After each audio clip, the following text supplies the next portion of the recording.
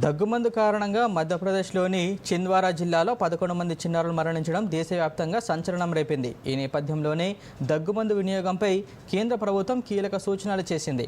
2 నెలలలోపు చిన్నారులకు దగ్గుమందు వాడకూడదని directorate general of health services DGHS హెచ్చరికలు జారీ చేసింది.